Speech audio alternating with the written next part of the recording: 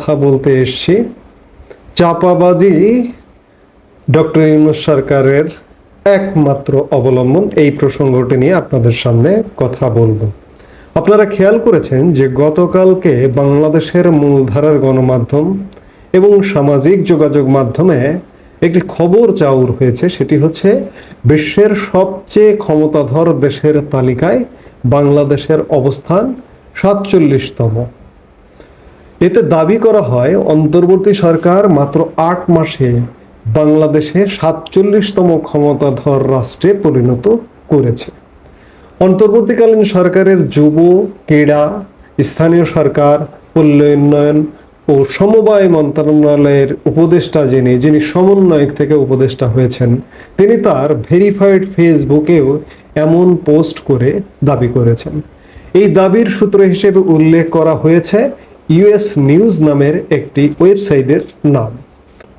তবে এই দাবিটি সঠিক নয় বলে জানিয়েছে তথ্যের সত্য মিথ্যা যাচাইকারী নেটওয়ার্ক রিউমার স্ক্যানার বাংলাদেশ।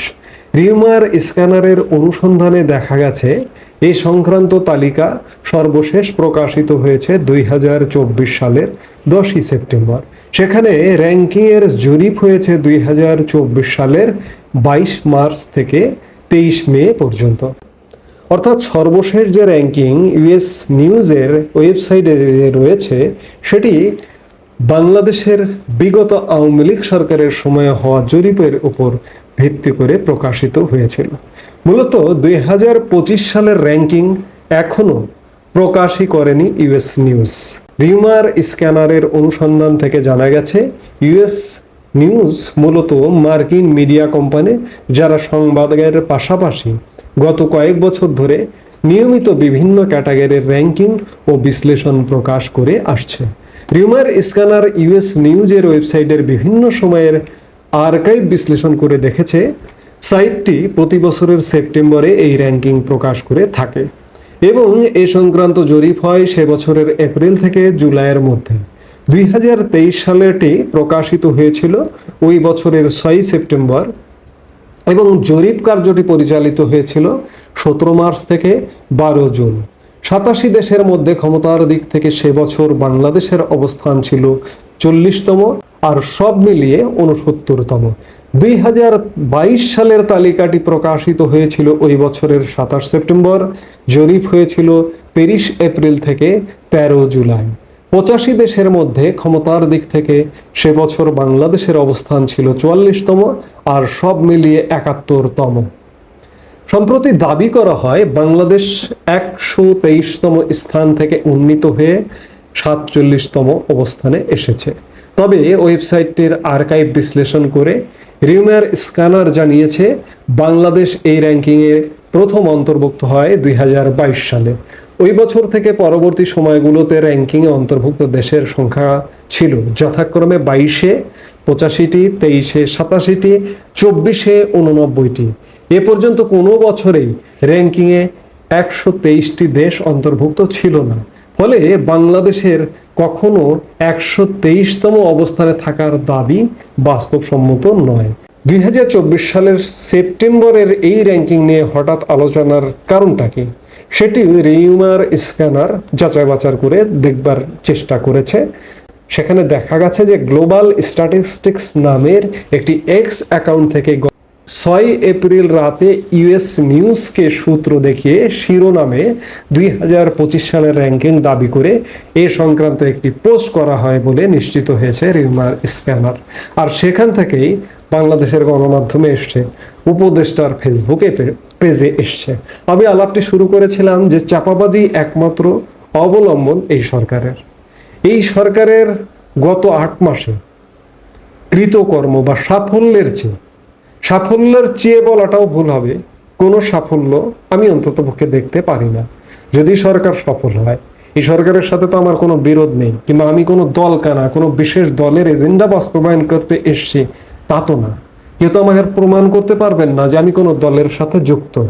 সরকার যদি ভালো কাজ করে, ভালো কাজের প্রশংসা করব, কিন্তু অত্যন্ত পরিতাপের বিষয় কোনো ভালো কাজ নেই, শুধুমাত্র গুজব চাপাবাজি ছাড়া কোনো ভালো কাজ নেই, যার কারণে প্রশংসা করতে পারছি না। 8 মাসে শত শত চাপাবাজি আছে, এর মধ্যে আমি 2-3টি চাপাবাজির কথা আপনাদের একটু স্মরণ করিয়ে দেই। যেমন পদ্মা সেতুর ব্যয় সাশ্রয়। পদ্মা সেতুর ব্যয় সাশ্রয়টি বিগত আওয়ামী লীগ সরকারের আমলেই মীমাংসিত বিষয়, যে পুরো সেতুর কাজ শেষ করে সমাপনী অনুষ্ঠানেই জানা গিয়েছিল একটা অ্যামাউন্ট বেঁচে গিয়েছে। কিন্তু কি হলো, জুলাই মাসে আমরা জানতে পারলাম যে অ্যামাউন্ট বেঁচে গেছে, অগাস্ট মাসে আওয়ামী লীগ সরকারের পতন হলো। ওই পতনের পরে 5 আগস্ট পরবর্তী সময়ে 8 আগস্ট সরকার গঠন হলো। সরকার গঠনের কিছুদিন পরে সেতু মন্ত্রণালয়ের দায়িত্বপ্রাপ্ত একজন উপদেষ্টা আছেন, জনাব ফজলুল কবির খান। তিনি পদ্মা সেতু ভিজিটে গেলেন। ভিজিটে গিয়ে বললেন যে ডক্টর ইউনূসের ব্যয় সাশ্রয় নীতির কারণে পদ্মা সেতুর এই ব্যয়টা বেঁচে গেছে, এই টাকাটা বেঁচে গেছে। এটি একটি চাপাবাজি। এই লোক এত বড় একটা শিক্ষিত মানুষ, এত বড় বিদগ্ধ জন, সাবেক সচিব, তার এরকম চাপাবাজি করা কি সাজে? সরকারের অনেকে এমন চাপাবাজি করেন। তারই আর একটা ঘটনা একদম রিসেন্ট, ঈদের চাপাবাজি। তারা খুব একনিষ্ঠভাবে কাজ করেছেন বলে ঈদ যাত্রা নির্বিঘ্ন হয়েছে বলে দাবি করেছেন এবং ডক্টর ইউনূসের সরকারের সাফল্য হিসেবে দাবি করা হয়েছে। এবং এই ফজলুল কবির খানি গণমাধ্যমে ফলাও করে বক্তব্য দিয়েছেন যে আমরা একনিষ্ঠ ছিলাম বলে এবারের ঈদ যাত্রা সফল হয়েছে। এবারের ঈদ যাত্রাটাও আওয়ামী লীগ সরকারের কৃতিত্ব। কিভাবে কৃতিত্ব? ডক্টর ইউনূস ক্ষমতায় এসে নিশ্চয়ই গত 7-8 মাসে রাস্তাঘাটের উন্নয়ন করেনি, ব্রিজ কালভার্ট করেনি, কিংবা বড় বড় মেগা প্রজেক্ট বাস্তবায়ন করেনি। বাস্তবায়ন করেছে আওয়ামী লীগ সরকার। বহু লেনের রাস্তাঘাট তৈরি করেছে, যেগুলোর কাজ শেষ হয়েছে ঈদের আগে। কদিন আগে যমুনা রেল সেতুর উদ্বোধন হলো। এটি কার করা? এটি আওয়ামী লীগ সরকারের করা। পদ্মা রেল সেতু, এগুলো কার করা? আওয়ামী লীগ সরকারের করা। আমি এই কথাগুলো আগে বলেছি, আগের ভিডিওতে, 2-1 দিন আগের ভিডিওতে বলেছি, আবার বলছি, চাপাবাজি প্রসঙ্গে বলছি। যদি আওয়ামী লীগ সরকারের করা হয়ে থাকে তাহলে তো এই কৃতিত্বগুলো আওয়ামী লীগের। এই যে দুটো সেতু, পদ্মা রেল সেতু আর যমুনা রেল সেতুর কারণে ট্রেনের শিডিউল বিপর্যয় হয়নি এবং বহু লেনের রাস্তা হওয়ার কারণে বিশেষ করে উত্তরবঙ্গগামী যাত্রীরা নির্বিঘ্নে ঈদ যাত্রা করতে পেরেছেন। আর দুটি কারণ, সেটি হচ্ছে এবার নিরাপত্তা জ্যোতি কারণে মানুষ ঢাকা কম ছেড়েছে, অর্ধেক ছেড়েছে। এবং আরেকটি কারণ, ছুটিটা ছিল দীর্ঘ। এই দীর্ঘ ছুটিতে মানুষ ধাপে ধাপে বাড়িতে গেছে। কাজেই সবকিছু বিচারে ফজলুল করিম খান চাপাবাজি করেছেন, ডক্টর ইউনূসের সরকারের পক্ষ থেকে চাপাবাজি করা হয়েছে। ডক্টর ইউনূস এই 8 মাসে অসংখ্য চাপাবাজি করেছেন। এর মধ্যে একটি বড় চাপাবাজির কথা যদি আপনাদের একটু শুনিয়ে দেই তাহলে আপনারা পরিষ্কার হবেন যে আপনারা জানেন যে বর্তমানে দেশে একটি বিনিয়োগ সম্মেলন চলছে। গত 7 থেকে 10 তারিখ, আগামী 10 এপ্রিল মানে আগামীকাল থেকে এটি শেষ হবে, আগামীকালকে। এই বিনিয়োগ সম্মেলনের ফাঁকে গতকাল 8 এপ্রিল একটা চীনা প্রতিনিধি দল ডক্টর ইউনূসের সাথে সাক্ষাৎ করতে গিয়েছিলেন। সেই সাক্ষাতে ডক্টর ইউনূস তাদেরকে বলেছেন 8 মাসে আমরা বাংলাদেশে বিনিয়োগ করা সহজ করার লক্ষ্যে নানা পদক্ষেপ নিয়েছি। বিদেশি বিনিয়োগের জন্য এমন অনুকূল পরিবেশ এর আগে দেশের কখনো ছিল না।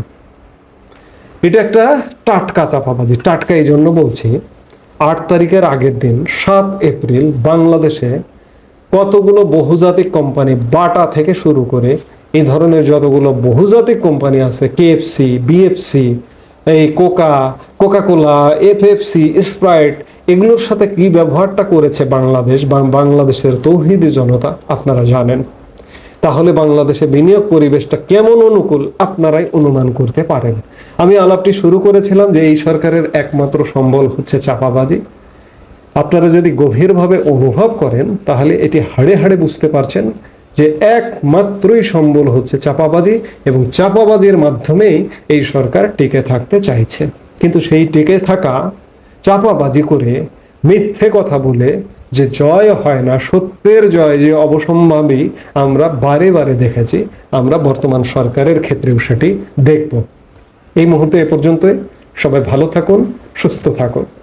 আমাদের ভিডিওগুলো নিয়মিত পেতে সাবস্ক্রাইব করুন Sajjad Kadir and the legends YouTube channel এবং লাইক, কমেন্ট, শেয়ার করে সাথে থাকুন।